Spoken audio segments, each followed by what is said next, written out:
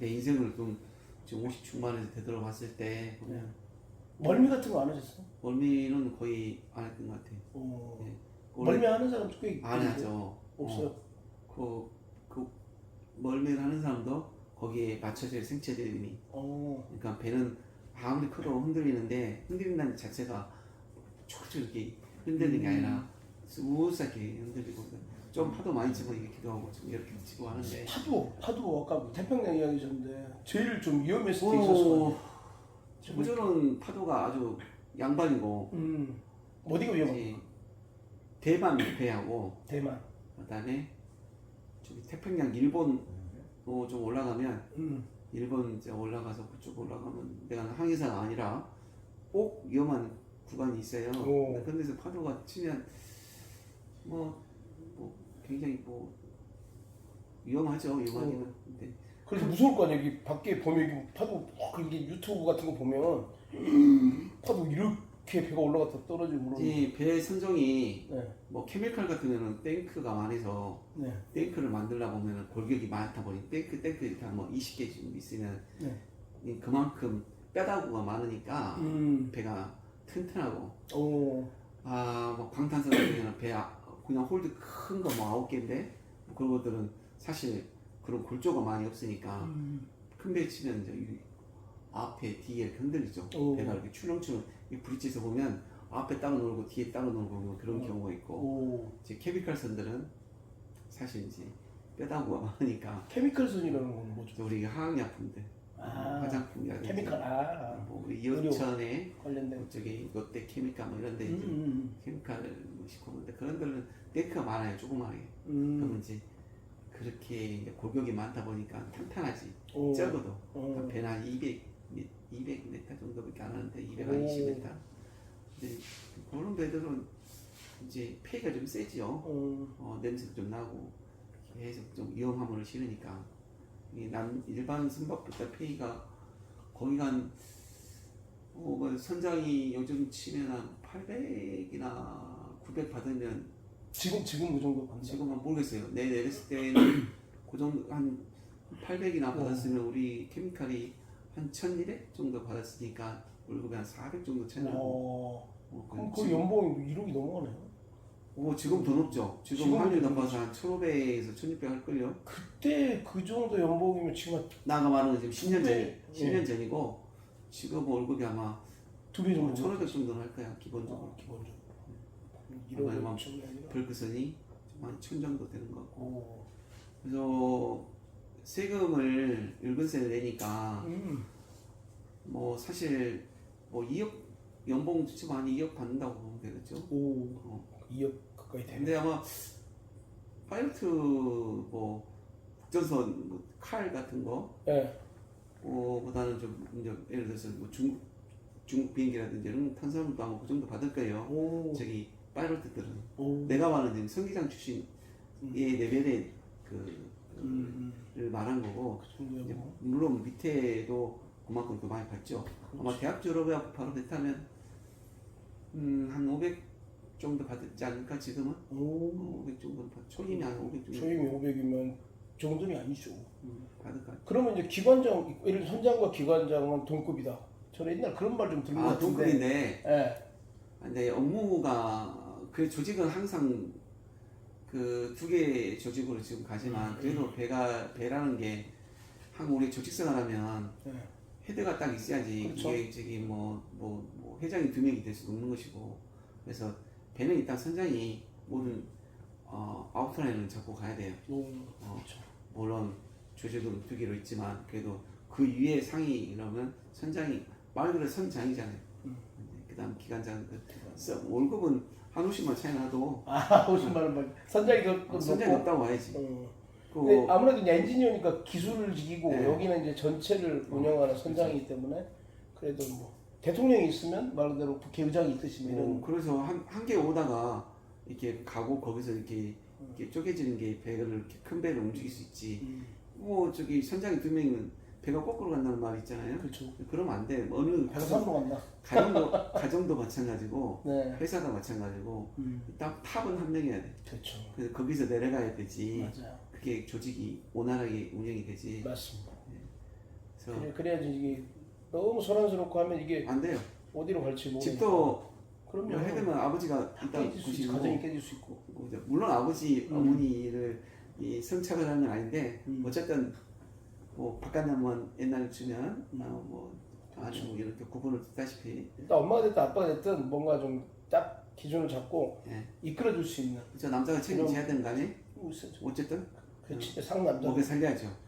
저는 대부분 이제 제가 이끌으려고. 아무리 시대가 물론 이거를 여성들도 볼 수 있겠지만 예. 어쨌든 남자는 어떤 가정을 이끌어야 될 책임 의식이 진짜 책임 의식이죠. 사명감 이런 거. 확실해야 된다고 봐요. 요즘 같은 경우는. 맞습니다. 예. 아무튼 경제력이 조금 주도를 갖고 있는 그 분들이 대부분이죠. 이렇게 해야죠. 그렇게 되는 거. 근데 이제 남자니까. 월급이 적든 요즘에는 월급이 적어도 두벌이 하고 또 남자들이 또 뭐 다른 거 할 수도 있고 이렇게 하면 열심히 살면 내가 봐서는 뭐 괜찮더라고. 이제 집값도 그렇게 많이 내려가지고. 그래서 이제 그 배를 한 15년 타시고 거의 마무리를 하시고 이제 마지막에 좀 궁금해요. 이제 15년 차였잖아. 그러면 그때 연봉이 올랐을 거 아니야. 공보 한 기본적인 1,300 정도 됐죠. 1,300. 네. 그러면 1억 600이니까 가만히 계산해보자. 얼마냐? 1억 3천에 600, 1억 8천 정도 됐겠네. 이제 세금 내야죠. 그러면 한 200 세금 내고. 세금 계산하지 마시고 일단은 이제 이 정도 됐다. 뭐 내가 이거 거짓말 칠 것도 아니고 그 정도 받았던 일본 회사에서. 그러니까 마지막에 일본 다녀오시고 왔다. 보통 해협 취업선이라 하는데 그렇게 있죠. 나는 이제 근데 거기 배를 타시면 아무래도 좀 위험하고 막 그러니까 정신을 차려야 될 거 아닙니까? 예를 들면 정신을 항상 뭐 육상도 정신 차려야 그렇지. 되고. 기관장이 있으면 그 밑에 직원들 네. 있을 거 아니에요. 외국 선원들이 질이 어. 조금 기술적으로 많이 떨어져요. 그렇기 때문에 한국 사람들의 어떤 테크니컬이 문서적인 테크니컬하고 네. 뭐 일반 그 메인터너스 테크니컬 두 개가 다 대야만의 배를 이끌어가는데 그게 캐파가 안 되면 안 되고 뭐 위험 선박 검사를 많이 받으니까 세월호처럼 사람을 많이 거기도 아마 검사를 계속 많이 받았겠지만 네네. 배라는 게 이제 해외까지 가기 때문에 국제 심사 기준에 맞게 검사를 받아요. 그다음에 그런 문서적이고 약간 그 메인터너스 정비 테크니컬도 많이 중요한데 그거가 이제 일반 우리는 필리핀 선언을 썼는데 그거 좀 많이 떨어져. 그때는 그래서 이제 고급 인력은 고급 인력이랄 수도 있고 그거를 이끌어 나가야 돼. 사람들 좀 떨어지니까 내가 더 많이 해야 되고. 네. 육상은 똑같이 뭐 좀 기업이 좋으면 아래 애들이 빡빡하고 컴퓨터 잘하고 또 영어도 잘하고 이기 때문에 좋은데 이게 이제 외국인들 타는 배들은 그렇지는 못해. 네. 그런 것들을 우리가 안고 따르면 좀 뭐 스트레스 많이 받죠. 아마 배 타는 사람이 봤을 때는 아마 내 말이 맞을 거예요. 그래서 책임자가 그 스트레스를 배에 올라갈 때 시작해서 내려올 때까지 그런 책임감을 갖고 가야 되니까. 근데 이제 저기 보면은 아무래도 여기 한국에서 제일 먼 곳이 어디였습니까? 저기 내가 탄 배는 저기 남극 밑에 칠레요? 칠레까지 내려가 봤을 텐데. 와, 그래 그 브라질을 피잖아. 브라질보다 항상 아르헨티나 밑에.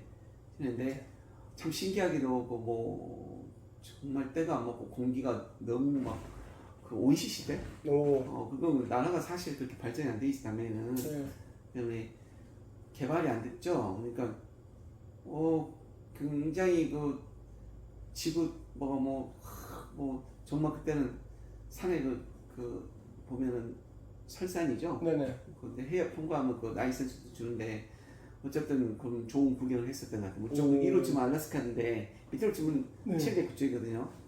물론 아프리카 밑으로도 내려가봤는데 칠레 밑으로 이 해협을 가는데 정말 광경이 멋있어서 그때 당시 뭐 동영상도 받고 했을 때 제일 경험이 좋았던 것 같아요. 진짜 이게 돈 주고도 이게 못 보는 거잖아요. 돈 주고 못 볼 정도. 그걸 여행을 갈 수도 없는 곳이고. 네. 그건 배가 통과하는 선로기 때문에. 배는 사실 좋은 데만 가잖아요. 네. 캐나다 쪽하고 저 유럽 지중해 쪽만 이렇게 도는데 그쪽은 나라가 그렇게 잘 살지 못하니까 너무 멀어. 항상 배는 이쪽에만 지중해 쪽으로 많이 그거 유럽으로. 전 세계를 다니시면서 와 이러다 내가 죽을 수도 있겠다 이런 경험도 있었나요? 오늘 이제 뭐야 이쪽에 그 대서양 쪽에 인도에서 이제 수에즈운하로 내려갈 때 이제 그 푸켓을 들어가는데 네. 예, 그쪽에 푸켓가 아니죠? 그쪽에 그 들어가는데 그쪽에 이제 소말리아 쪽에 가면 해적들 파이러스 있는데 그쪽 2000 주얼리로 뭐 있었을 때 네. 좀 사고도 났잖아요. 오. 그때 당시 내가 배를 타고 있었으니까 와. 그때는 굉장히 그 목숨의 위협을 느낄 정도로 좀 그 정도 있죠. 그때가 좀 심각할 때니까. 예. 사실 옆에서 배가 잡혀가고 막 이랬고 그때가 3호 선박인데 3호 선박 그때 그 길로 망했잖아요. 네. 그래서 다른 선사도 많이 잡혀갔고 영국 배든 뭐든 배를 잡으면 돈을 많이 버니까 네. 그때는 유달리도 많이 심했던 것 같아요. 오. 그래서 총격을 막 가하고 배에다가 그때는 참 목숨 수당까지 갖고 가요. 위험 수당 오, 아 그것도 돈 나오네. 네. 야, 어쨌든. 아따 유럽을 가야 되니까. 네. 그때는 그랬던 것 같아요. 와, 해적들 진짜. 해적들 지금 모르겠지만 그때 우리나라도 그 주얼리 때문에 네. 뭐 좀 영화도 나오고 그랬잖아요. 네네. 미국에서도 영화 그렇지. 저기 나왔을 거예요. 그때 당시 내가 배를 탔으니까. 그 선장이 누구셨더라고요? 네. 그때 또 있었잖아요. 김석균 선장. 예. 맞죠? 김석균 맞나? 나 그때 배 타고 있었어요 그때. 김석균. 그러셨고. 그 그 배에 있었다고요? 아니 아. 그쪽을 똑같이 지나가는. 똑같이 지나가는. 네, 3호 선박은 이제 그 전에 또 배가 한번 잡혀가지고 납부돼가지고. 야. 근데 한국 선박을 잡으면 돈이 된다. 뭐 그런 게 아마 있었던 것 같아. 그래서 그런 게 좀 심했지 그때 네, 당시. 네. 2011년도, 12년도, 10년도 이럴 때. 와. 그때 좀 그랬지. 파도가 많이 쳐서 뭐 내가 위험하다 이런 거는 전혀 없었던 것 같아요. 그냥 뭐 일상에서 차 몰고 가는 게 더 위험하다고 보면 되고. 그렇구나. 비행기 떨어지면 죽는 거니까 배야 뭐 크게 뭐 흔들리면 아직 뭐 죽진 태풍이나 이런 영향이 있지 않나 싶어가지고 네. 여쭤본 건데. 야. 그렇죠. 그냥 같은 생활이 좀 답답하고 뭐 그런 이제 목숨이 위험하다는 거는. 그럼 이제 모든 우리 의양전원의 일을 다 마치고 네. 이제 여기 와서 지금 좀 어찌 보면 부동산 사업을 하고 있잖아요. 그럼 어떻게 하시는 재테크를 이제 우리 젊은 친구들이라든지 모든 뭐 한국 사람들 네. 우리 부를 이루가는데 아마 부동산이 제일 빠른 거다. 뭐 아파트 시작해가지고 네. 뭐 그래야만이 뭐 이제 빠른 경제의 자유를 누릴 수 있다. 그죠. 뭐는. 그러지 않으면 월급으로서 모을 수 있는 부분이 사실 가정에 애를 낳고 그렇죠. 뭐 4인 가족으로 치면 쉽지 않으니까 수학으로 따져봐도 그냥 산수로 때려봐도 안 돼요 사실. 네. 근데 이제 나도 어렸을 때 그걸 알고 있었으니까 시골에 이제 그때 당시 땅값이 그렇게 많이 비싸지도 않았고. 네. 비싼 땅들은 좀 비쌌죠. 그래서 그걸 많이 공부를 했죠. 건물에 대한 임대료도 생각을 해봤고. 네. 책을 많이 사다가. 네. 부동산 책을 가서 공부를 많이 했었는데, 그래서 어떤 사람이 어떻게 돈을 벌었다는 것도 뭐 유튜브로 있었지만. 네. 그런 책들이 많이 있잖아요. 그렇죠. 서점에. 그런 것들을 가지고 가고 또 세테크에 관련해서 세금 관련해서 책도 사가지고 가고. 네. 여러 번 사고 가서 그거 스타디하고 나도 어떤 한번 해봐야겠다. 네. 그래서 이제 휴가 때 와서 이 부동산에 관심 갖다 보니까 사고 싶은 것도 있고. 그래서 공격적으로 집을 재피고 뭐 어떤 은행 부는 공부를 하셨네. 부는 어쨌든지 은행 돈을 지금 은행 빚이 높잖아요. 네네. 하지만 지금도 유튜브에서 그럴 거예요. 부를 가지려면 은행 돈을 이용을 해라고. 그래서 빚도 하나의 능력이다. 그렇죠. 이게 반드시 빚이 은행 돈이 어떤 그건 아니에요. 그러니까 은행 돈을 적절하게 잘 이용하는 방법도 알아야 돼. 그래서 어느 정도 시드머니하고 은행 돈하고 합쳐서 투자하는 거를 시뮬레이션을 좀 해가지고. 네. 뭐 지금도 기회니까 그렇게 해서 전 2010년도 10년도 이렇게 해서 그 전에 그 전으로 하면은 더 어렸을 때 뭐 네. 27살 때도 땅도 사고 네. 배를 그래서 모은 거 가지고 또 그걸로 시드머니 만드셨고 그거 한 20년 투자를 갖고 해서? 있다가 네. 이번 첨단산업 이번에 들어갔고 네. 또 그 이후에 또 40대 초반에 또 땅을 좀 그때는 뭐 좀 비싼 걸 사가지고 그동안 땅의 투자는 어쨌든 단기하고 장기가 있는데 단기는 이제 100평, 80평 이렇게 할 수 있겠지만 150평 자뭐 농지라든지 뭐 이런 것들은 뭐 다 뭐 500평, 1000평, 1500평 이러니까 네. 그런 것들을 잘 골라가지고 투자를 해야죠. 가면 10년, 20년 가면 풀릴 수도 있고 그렇죠. 안 풀리면 뭐 그냥 그 식이고. 놔두고 땅은 거짓말 안 한다. 네. 그래서 주변에서 그 땅을 사라고 하는 이유가 그거네요. 네. 물가가 올라간 만큼 땅도 같이 올라가요. 네. 아마 데이터를 취하면 아무리 시골 땅도 예전에는 5,000원, 만원, 5만원, 10만원, 15만원, 20만원 이렇게 보면 우리가 임금이 이렇게 올라가는 것처럼 네. 조용히 이렇게 데이터를 취하면 땅값도 올라가요. 근데 물론 이제 어디가 건물을 창고라 붙일 수 있는 거는 기하급수적으로 올라갈 수 있고 그린벨트가 풀리면 더더욱 올라가지만 네. 뭐 그런 쪽으로 이렇게 이자를 넣어서 복리로 하는 것도 올라가는 건 맞아요. 네. 내가 봐서는 금융 이자로 돈을 불리는 것도 맞지만 땅으로 이렇게 불려서 가는 것도 똑같이 올라가니까 그걸 같이 생각을 해봐야 돼. 야. 내가 봐서. 와서 부동산에 대한 공부도 하시고 사례들 가져다가 또 하고 또 실행을 하시고 실행을 해야 돼요.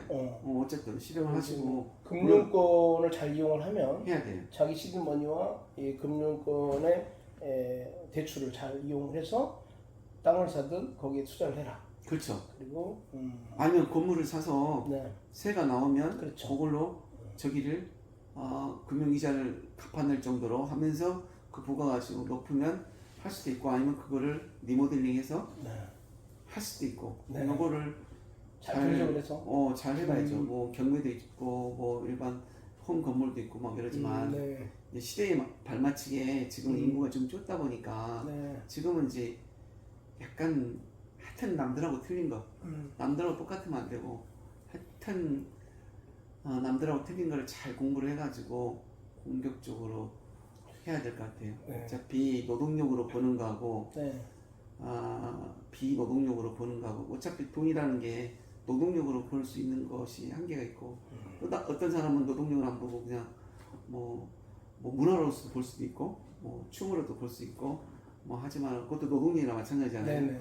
뭐 그 다음 이면에는 이렇게 이제 뭐 건물에서 임대를 받거나 뭐 이렇게 비노동력으로 벌 수 있는 돈이 있으니까 그거를 적절하게 이용을 해야죠. 그게 한 가지만 가면 안 되고 두 개를 같이 가면서 조직을 직장이 좋으면 직장도 절대 놓치면 안 되니까 직장을 하면서 이렇게 투잡으로 하는 것도 괜찮죠. 내가 봤을 때. 그러면 부동산에 대한 리스크 어떤 게 있을까요? 리스크는 많죠. 그러니까 절대적으로 운이라는 거를 무시할 수는 없는 것이고 본인하고 잘 맞는 거를 해야 되는데 그거를 잘못하면 좋은 거에서 결과를 좋게 나오면 가족들이 다 좋겠지만 그렇지 못한 결과도 나올 수 있으니까 특히 건물 같은 경우에는 지금도 시내나 가까운 뭐 우리 강주에 가봐도 2층부터 텅텅 비어있는 건물이 굉장히 많아요. 임대가 나가야 되는데 안 나가니까. 안 나가죠. 2층에 가서 누가 식당 가서 2층 가서 밥 먹을 사람이 누가 있어요? 이자는 내야 되고. 네, 대출 받은.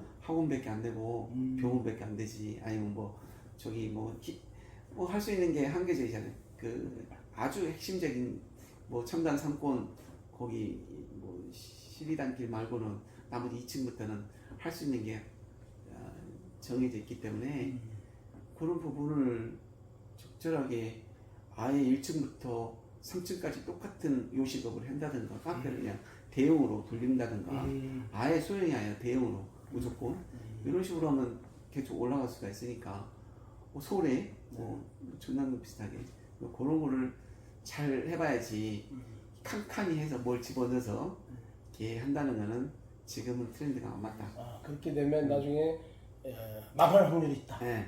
하려면 한 방으로 그냥 미용실도 그냥 임지 3층까지 미용실을 써보든가 그런 식으로.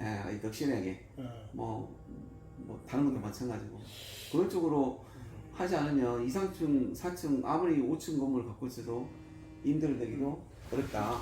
그 어쨌든 젊은 친구들이 승선할 수 있는 그런 그 학교를 가는 네. 것도 그렇게 반대하진 않고, 오, 그래요. 그 뭐 요즘 뭐 경기는 제가 경제 전문가 아니라서 네. 이게 이야기는 할 수 없는 거 각자 고생해야 되지 않을까. 자, 뭐 요즘 아파트들이 안 팔려서 거리가 안 되고 그렇잖아요. 네, 아파트는 네. 뭐 알다시피 뭐 최하점을 찍었고 뭐 강주에 이어서 뭐 아니 대구에 이어서 강주도 뭐 좀 심각한 미분양으로 좀 돌아섰기 때문에 뭐 이거 밑바닥 찍어서 이제 올라갈 길만 남지 않은가. 근데 뭐 저도 관심이 많은데 너무 구 아파트하고 신 아파트 차이가 인력 차이야 되는데 네. 사실 그러지 못하고 요즘 좀 하이엔드 1군 아파트 좀 좋은 거 위치로 치면 거의 뭐 4억 정도 많게는 5억 정도 구 아파트하고 신 아파트 차이나 이걸 어떻게 갭을 줄일 것인지 어떻게 이게 갭을 줄여서 인구는 줄어가는데 이 갭이 줄어들 것인지 말 것인지 그래서 더 미분양이 있은 것 같기도 하고 저는 그게 좀 굉장히 위험스럽게 생각을 하고 있는 중입니다. 그건 슬기롭게 사람들이 지금 현재 실거주에 투자했던 부분은 이제 사실 없어요. 경주 아파트는 실거주인데 뭐 어쨌든 구 아파트가 거래가 돼야만이 신 아파트로 갈 수 있는 거 거기에 돈을 묻어서 그냥 그렇죠. 옮길 수 있는 거니까. 근데 이제 구 아파트 거래도 너무 밑바닥이에요. 그래서 건설사들이 좀 알다시피 여러 개가 좀 부도난 상태고. 그러니까 앞으로 도산 위기에 또 있는 건설사들도 많이 있더라고요. 네, 그래서 아파트 네. 가실 분들은 뭐 그래도 공급이 수요 공급, 공급 그러니까 사는 입장에서는 팔 물건들이 지금 뭐 동호수 지정도 있고 막 그렇잖아요. 네. 뭐 그래서 좀 지나면 더 좋은 조건일 수 있지만 지금 관망하신 분들이 많은데 어쨌든 뭘 살 때는 조금 비싸게 사야 내 것이 되고 네. 또 팔 때는 좀 싸게 팔아야 내 것이 되는데 이런 것도 옛날 말이지만 좀 귀담아서 잘 결정을 해야 될 것 같습니다. 네. 어떤 아파트로 예전처럼 뭐 3, 4억을 번다는 거는 좀 쉽지 않을 것 같습니다. 앞으로. 오늘 말씀 감사하고요. 네. 좀 이렇게 오늘 말씀이 우리 이 청취자분들, 애청자분들께 도움이 됐으면 좋겠네요. 여러분. 네. 네. 그리고 뭐 저도 마찬가지로 참 어려우신데 네. 다들 파이팅 하시고 파이팅 하십시오. 특히 자영업 하시는 분들은 최저임금이 지금 10,000원이 거의 뭐 월급 치면 230까지 4대봉까지 넣어주면 이거 답이 안 나올 정도인데 그만큼 앞으로 더 혹한기가 올 거예요. 힘내시고 자영업자분들이 너무 힘들어가지고 힘내시고 진짜 힘내셔야 잘 됩니다. 버티시고 예. 이럴 때 가족밖에 없으니까 좀 파이팅 했으면 좋겠습니다. 네. 자, 여러분 파이팅 하십시오. 같이 힘내실게요. 감사합니다. 네. 예.